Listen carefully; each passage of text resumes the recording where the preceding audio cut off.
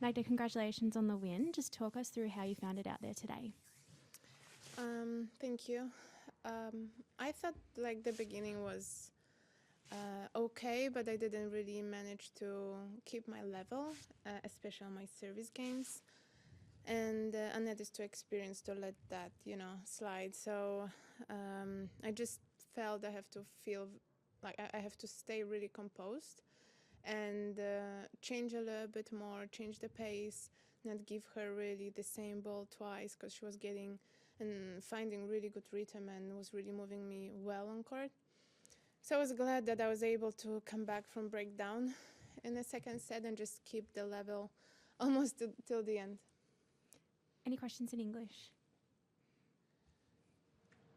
Hi, in a recent Netflix documentary, female players spoke about lower sponsorship for female players than male players, and particularly from smaller countries as well. How have you found, in your opinion, sponsorship to be for female players this year? You mean this year in general? Yes. I found it throughout my career a very difficult thing because besides having help from a private sponsor when I was coming up, I never really had any help until basically, I think 3 years ago, I signed with Homa, and that was my first really clothing contract, and that was the only one that was including some sort of a money compensation. So I found the subject really difficult, and I've never really had any additional sponsorships, and especially sadly I never had anything in my own home country, which I find pretty sad.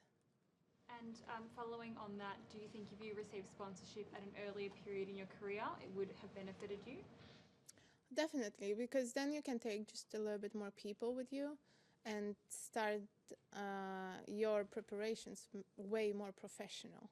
So I think that really helps, and then also it gives you a little bit of that cushion that whatever happens on court, you're not really playing for your life, because at the beginning when players are coming up from 25s and they're starting in qualies, it's just like life or death kind of situation. You win, yes, you can afford to maybe take your coach to go for another tournament, but if you lose, that kind of is a very difficult question then, and you need to either go down or find another ways, like going and play some club matches, which is not very helpful in a way that it's a lot of struggle to go and play club matches, and you can't really practice that well. You can't take another people with you, like a fitness coach or a physio, so it's not easy. Thank you. Any other questions in English?